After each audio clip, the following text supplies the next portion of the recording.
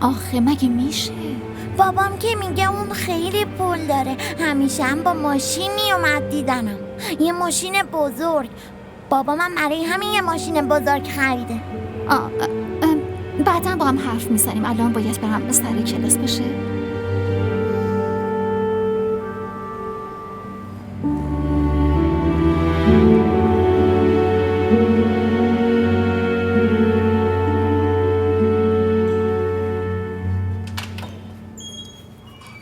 بفرمایید داخل خانم.